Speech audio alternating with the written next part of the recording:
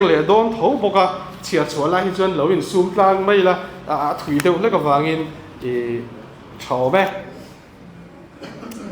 Congress a mithar lom lu tu te vo in political session lom lu tu te chu pumal som dong liana VCP MNF pu tlangwal ro siam liana MNF pu moti rama MNF pu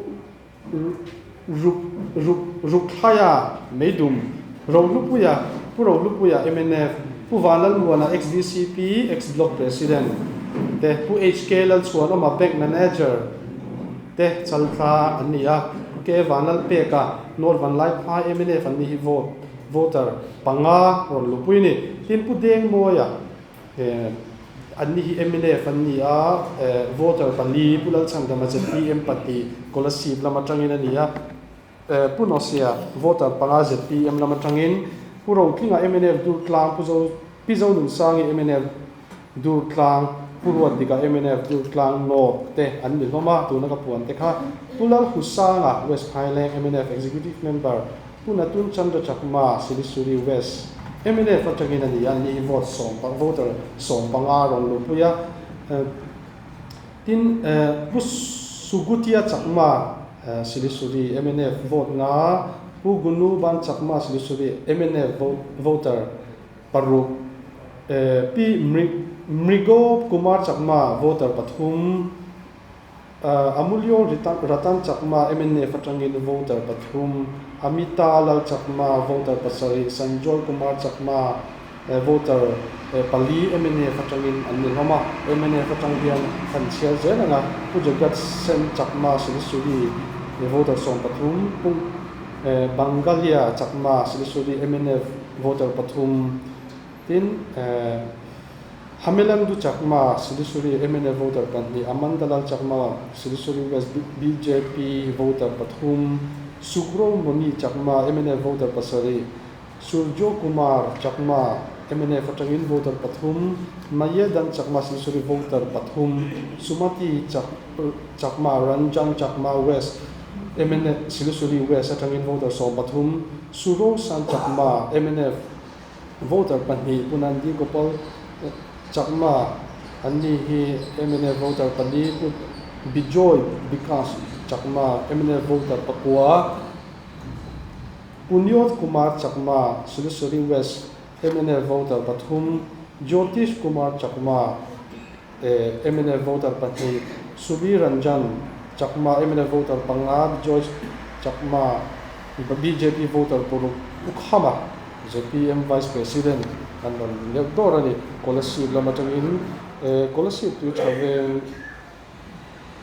atangin ZPM somni le pasari anni a bayrabi ya ZPM MNF le neutral mi somni PHB lal swazela treasurer ZPM bayrabi the group ZPM OB alia the pimasoni ZPM zong munte anni a pin bual puibu puile no chaltang tangin neutral ZPM hi azat hi anon chiar hengalo chialawa mi thanem tak thi hani tom maya PRC lal thachunga ZPM bual pui Israel nula Israel siam pui ZPM atangin PRM siami women front ZPM women front president Pilal Chanpui secretary MNF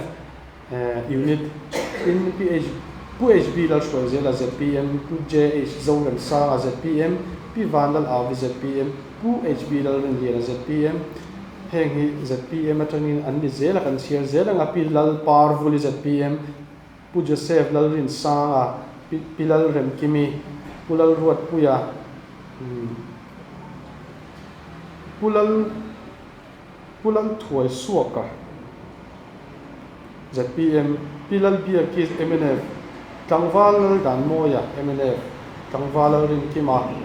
tangwal zar zoliana pu cholni thanga pi lal shuai kimi pi jeni vremwat feli pu thanga MNF pu pimami MNF pu lal mun thanga neutral pi zo thang moi neutral pi lal champui neutral pu lal nun mo ya neutral pi lal thangkimi neutral pu lal zom liana tui thaveng unit president zpm lal nun nemi tui thaveng zpm rose lal nun siami tui thaveng zpm pu lal van lal khama tui thaveng unit treasurer izo khumi tui thaveng zpm pi lal nun tuangi zpm pulal lian puya zpm pumal somzel pimal somzeli zpm pulal dukima zpm pilal duat feli zpm pulal remmo ya zpm pilal nun mo ya zpm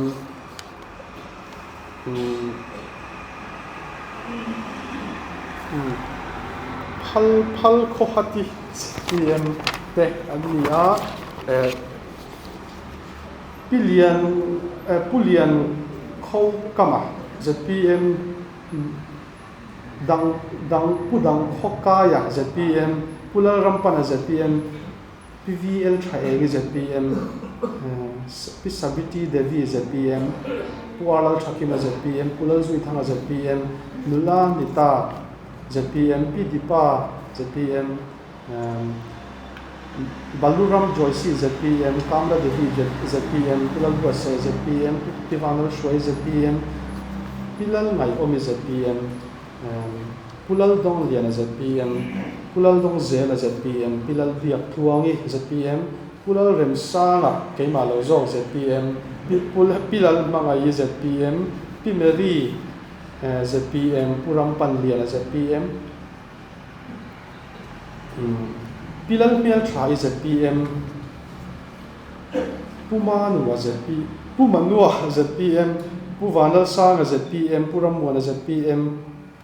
Urmila and Family zpm chu member pani Pulal Din Muana zpm Pulal Ramhuli zpm Pu Joseph Lal Din Moya zpm Pivanal Mangai zpm Pilal Dimpui zpm Pumam Takumar Singh zpm Sanjita Kumar zpm Pilal Biaklu zpm Pulal Ramwada zpm zpm zomsong kan siaranga ti thei thoma se zpm atanga ron lu ti ngai nom ma zpm ti kan sai zelani pumausia pirin moi pilal chandami pilal pari putin lala pilukiri le pithari le nisina kan sai to angkan pusi nun thara luang mual remna runte asangin voina he kan se sin lom lu dona anni hi ti fel sa vekto kan party ti kal zial kal sa vekto dot ni lo alem ni lo ania heti ang hi congress party chuan kal fai takin thing kan ti thin sim ani ti kha aron lu tha da po khan min lo sia sak zel sela lom le ni ti chuan kan lom lu te lakina kan social media lam atanga kan la na tur te an ti khan thane mai taka lo ti zel turin kan hanin som ala ni lo me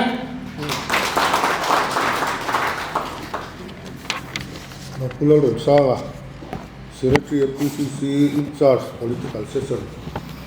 There the Javin at the point of Tatile, Lovely to mean to Sote, and Waita. Alabom Lady, party 10 cutting, cigar ringot, and bar ringote, and Lom Lutrina, Zale, Tukiza, and Piama, they need to one. At Marita, a local take Walla de Loa, Mumsham Sagami Tenia. Ti chungin an ning chia chuangam thap ania ning kan chia chuak thapani alo mong khop mai tuda chuan report kan ngai khatonga pusilal ro sara general secretary MPOCC ne na changin report lo ngai thaila man mo lo sela hei leba senior lamte anoma hian tate an chen lo chu lo chan man mo lu tuk lovin lo so ma Innate khua itu pur mai baka mundaga kan wa kartele kan how to te la zone mai baka mundaga mi te social media le news atau te kan lo ria kha how te kha ati phu te di ti kha siat ka dua kan how to lo tak tak te ha ta kan zinda a thon lo wa di le tu da chuan ai hun kan la phang rei lo wa kan president zom tak pulan than zara lom lu na le thu soi na hun dei turin kan som don tonga lom lu tur te kha mi za di sung ko pakwa sidan ming thiar chhon ve kan ni to a report tu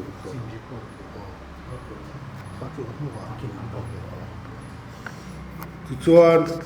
lom lu na le thu soi na hun dei turin kan som anga hemi zola ma hian lom lu atanga thu soi te le enge mo report eta program om lo at ti du sim sim te om chuan kan la som don dia tu nei lo so bang le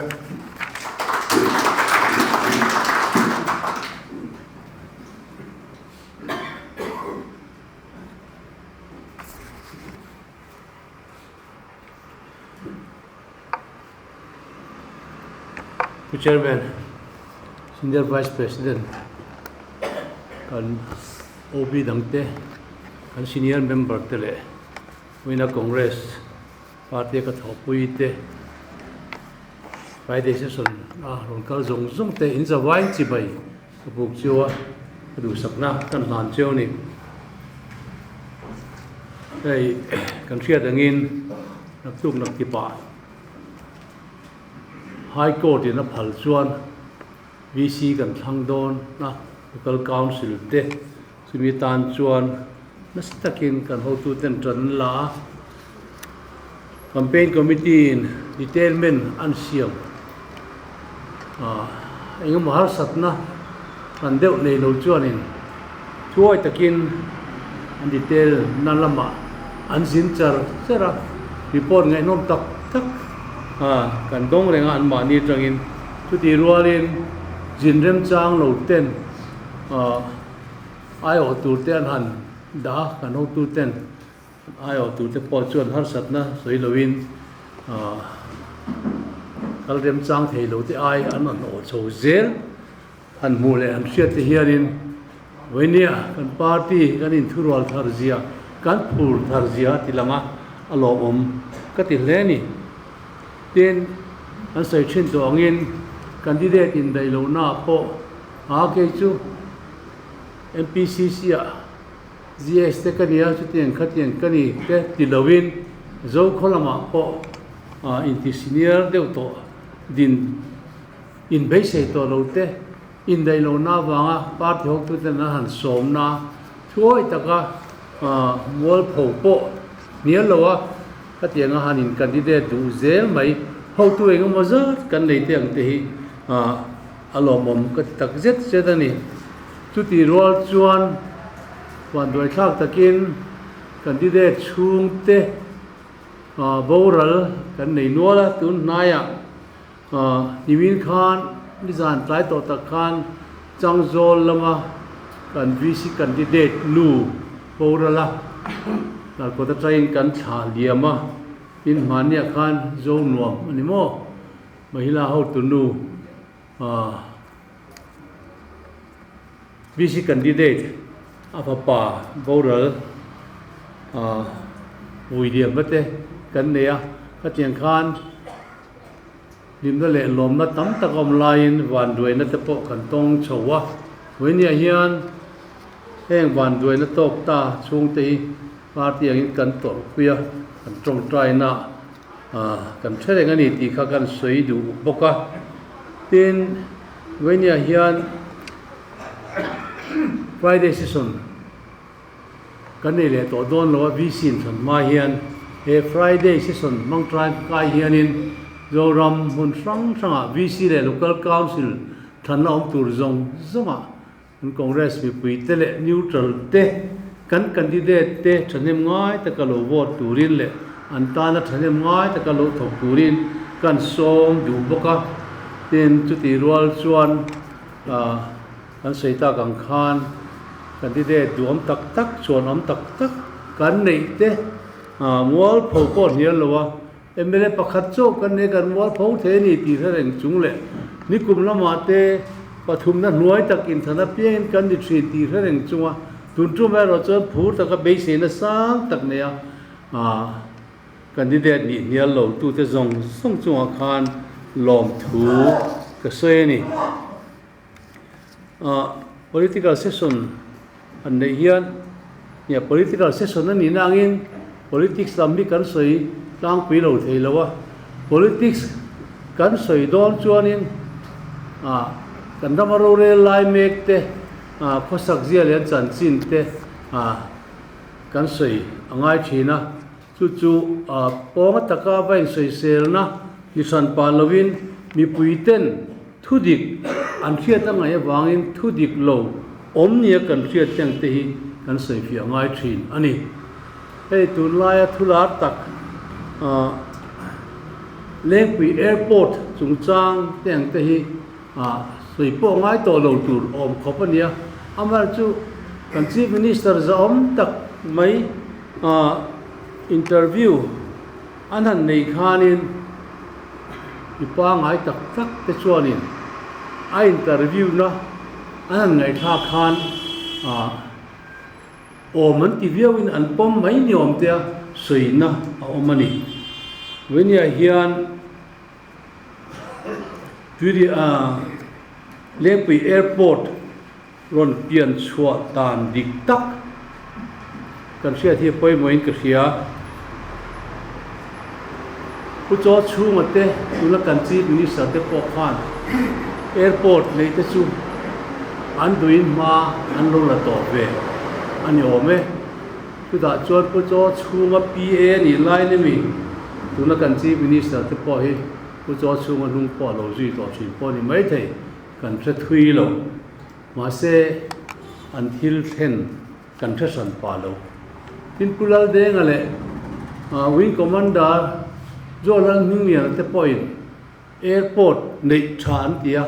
ma an la ni chuan lengpui ma lampang khwarin nei tha an tia ni ome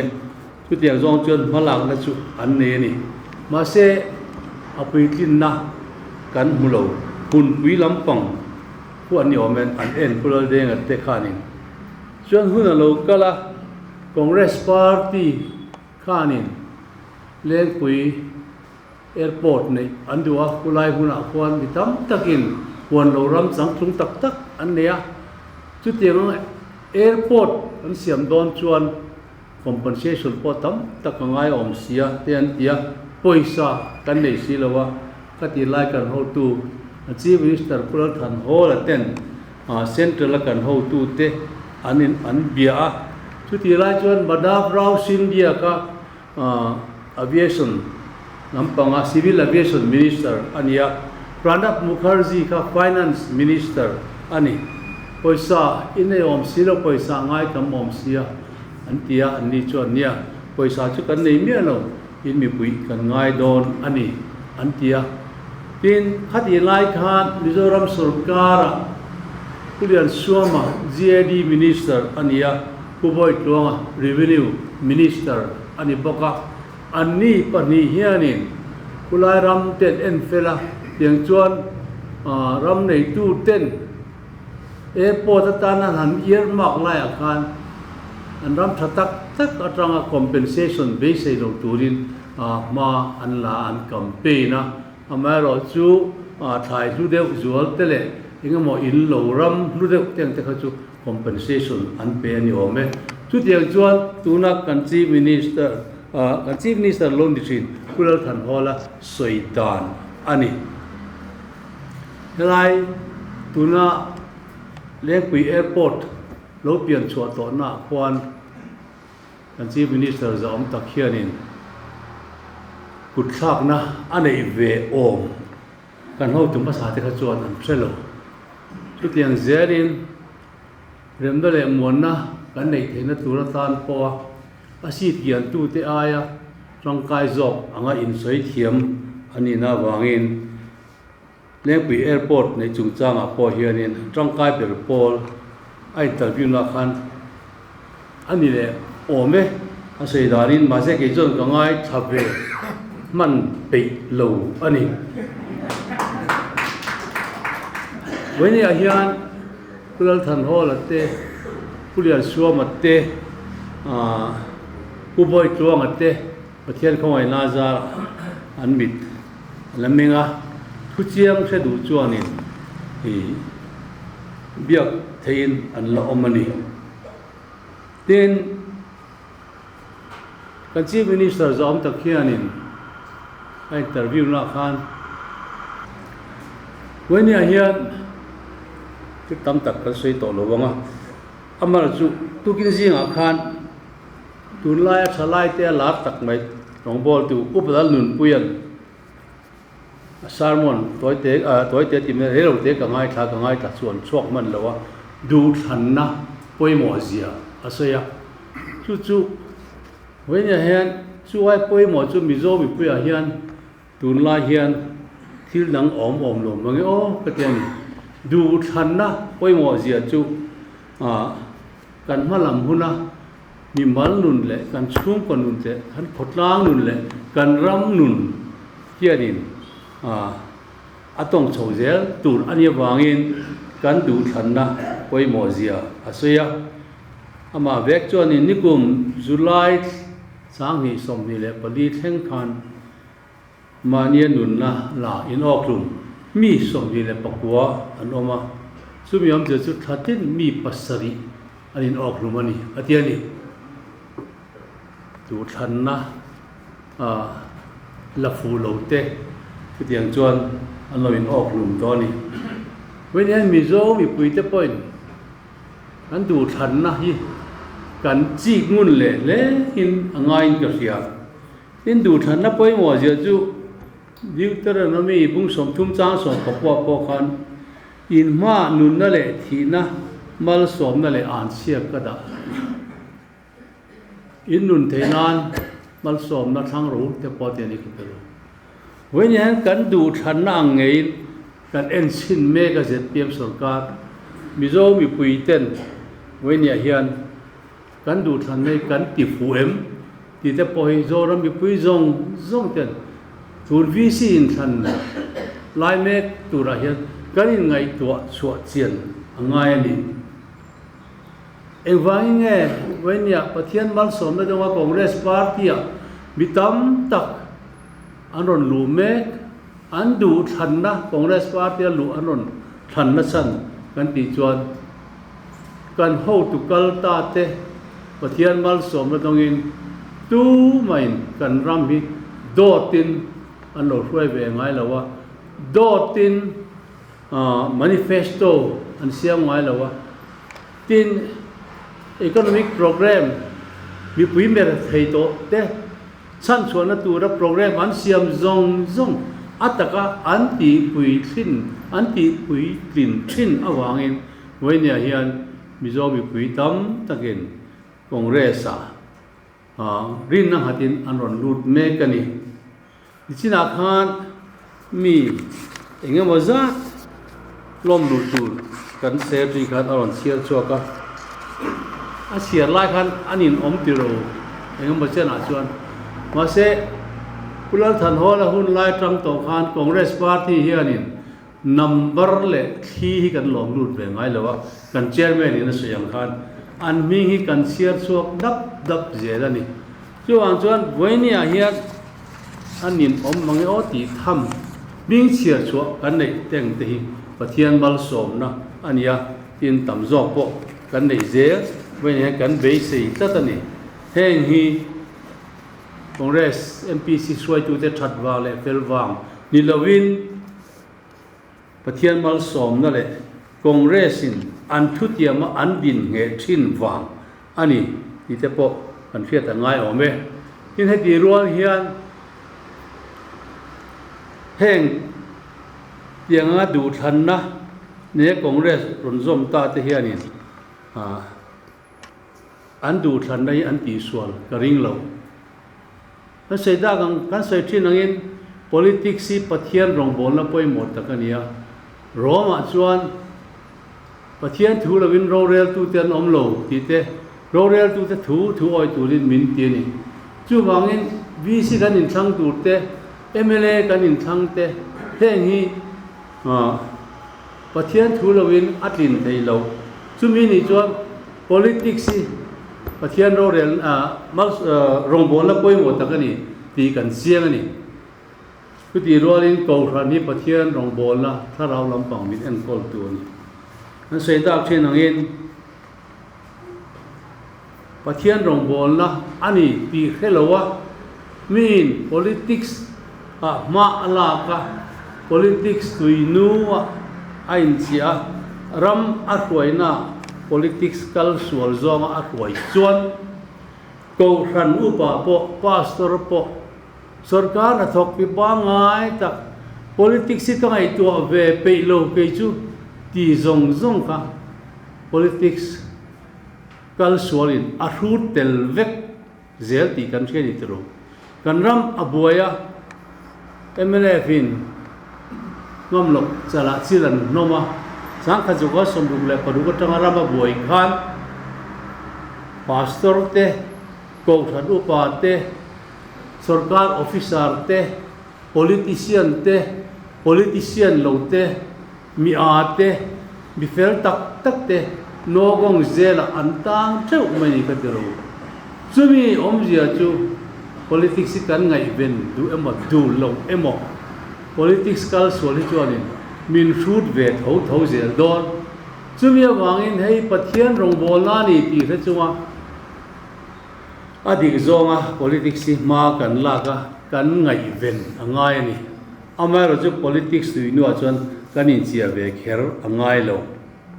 chu wangin voinia hian heng du than na ron thang ta te point an than sual karin lo na chan chu Congress party an ron lu thi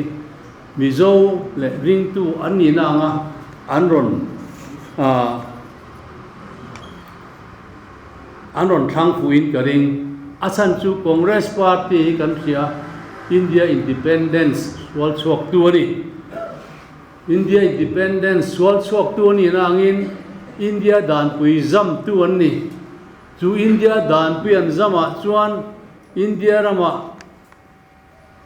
sako sang bia kanom ti the rengin sako sang ina an sako te zalen taka an bia ka an pon chua theina turin dan sako zalen na India constitution han an da kal ani chu tak chu voinia India ramar sarkar me BJP te hen an ngai mo voinia parliament da he dan hi nuai bobin amendment la siam ri lo ma sela constitution an chu tha sa kha zalen nai an tel du da lo ani chu tiang party te voinia sam phier bel boma zom du Mizoram an lom hi wan doi thak ne ni chu tiang party atang ron chuaka chu tiang party zom lowa Mizoram hetizat mithar Congress party kan han nei thar tem te alo mom tak zeta anti fuin ka ring ani ten thu phing te bung som ni le pakwa chang som pania chuan rorel tu in dot thu angai san chuan a chiar ro te zong zong an sual thi ti kan moni when you hand dot thu kan thanem te ro tuna sarkar me kina sarkar te nan an campaign na dot le thu tak chan ve na sa takin soya chumia wang chuan zo khuwa kut na thok tu te point an oya an thai thar te an lean ringa an so thing te an lei du nge an ringa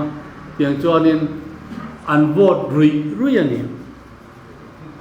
tin chu ti nuwa an chief minister ni nuwa te din bulan nei nuwa po ya an dot soi tu hi kan la kheneng mek zelani kan senior vice in interview nei a chumi chu pon chhuate lo na ni ani chuan dot soi te poi soi chhuat tu tam tak pu tu omin arin omani chu wang chuan rorel tu in dot angai san chuan a sia lo te zong an sual trin ni kan tong mek ka tiro ma se kan tong mek ang ti chu ka lau ko mai chu wangin when you hen mizo mi puite ring tu ko than mi kan inangin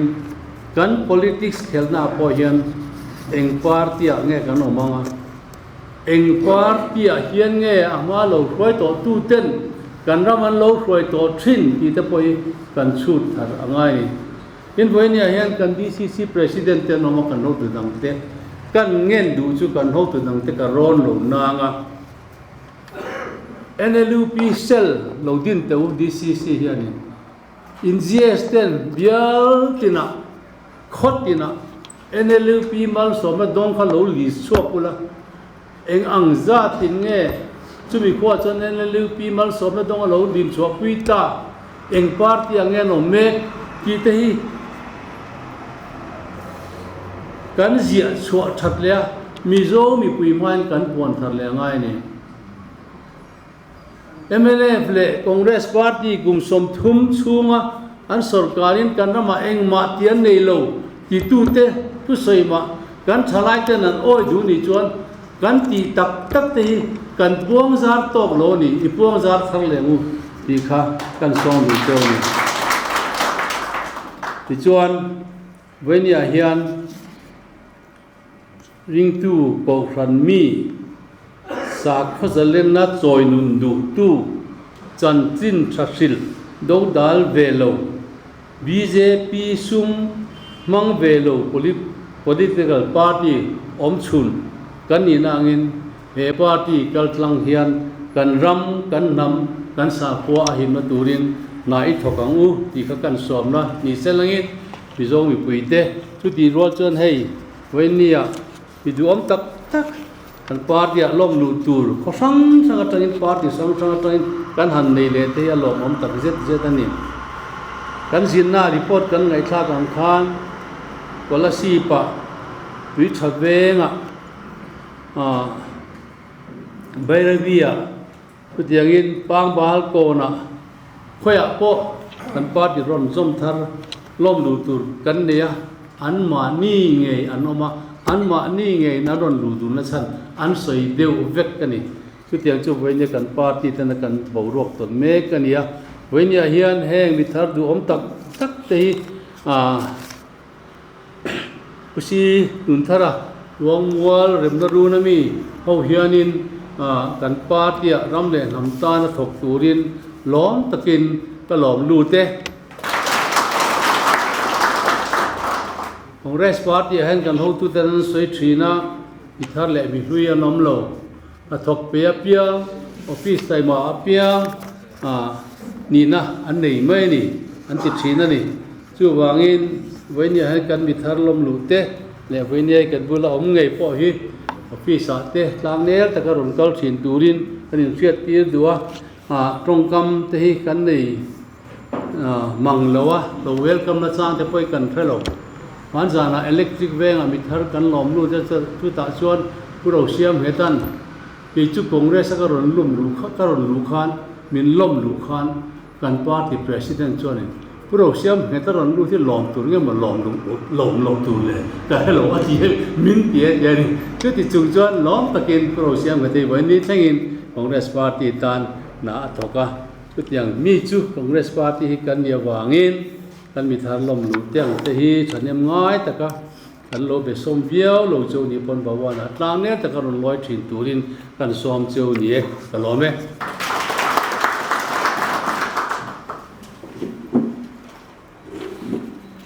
kan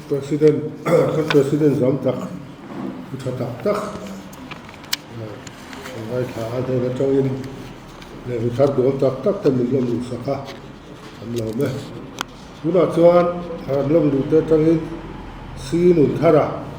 luang mual rem na rum tu so da hun lo pe anga bi to so tu rin lo so mai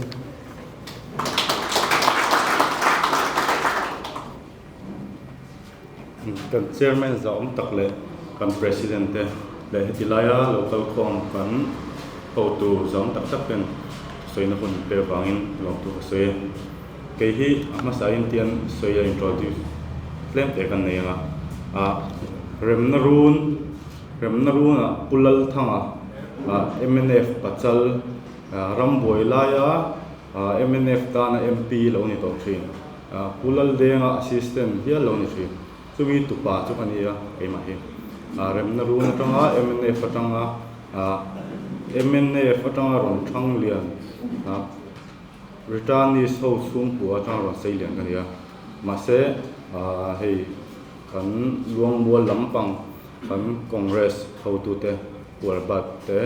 in tun local council in Santura hianin ke engma ni lo hi meron som ve a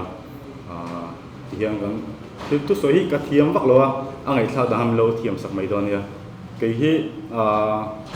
chu tianga party vel hi han ngei vena in mang taki ka ni lem lo a maro chu thian ho ten kan ti thina thalai ten kan ram te kan ve a abikin tun chung chang ta jong luang moli kan ve ni luang mol hi ma kan son lo me matuna MNF local council we kan ma chung ate chuanin engtinge platform thai kan nei ve ang le te po kan ti ve thin ni ma se chu ka tum lo lam thil lu tu ka menon so ma chu pathian ko na anga in ke chuang ka lo kom to ba chuanin tihian soila congress sarkar hi congress ministry ma sa te po kan chore me ma kan chung ko chuanin ke ni hi returnees family ma lila kan remna run kan omna khu kan ram khu compensate lak vek to wang an apoya kan ministry ma sa kan ho tu za tak pulal than hol kha kan aya dingin kota mintin saka kan omna te po ti khan he na te min chan pui ania maro chu MNF ministry a ram nilea khang khak court atang khanin kan ram ten LSC ma khanin appeal kha anon nei la zonin tuang kan na kai chu alein kan leya tikwan ko sa kan ron tla kapu boral peng khanin kapu boral no LSC pe chu kai mang ka boi puya an ti chu ka thei chu ania thei luang muala kan ko san nge ya te po XMLA pu sirin sang te po mani nom nei sun kan file tu ka pon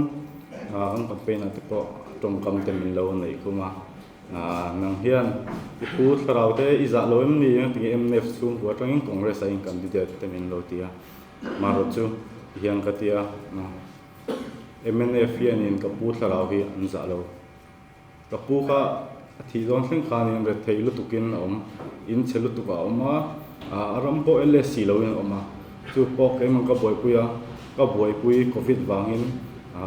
LSC chu thelo ka pu boral nuwa chu kan ram po kan LSC ve theni chuanin hemi congress party karon lun san chu congress party hi mizoram tan chuanin tundin huna chuanin tumeyang kan base sei na chuni thalai te tan hianin MNF te ZPM ten thutam tak an soya mi puya tiam tam tak an neya ma se a hlo tinna kan hulawa congress chuan ka ti ang ati chu ati thin chu wang chuanin congress party karon luta nang ni pon lom takin min lo community hriatin in zawai chunga kalome chu zong chu ni rokse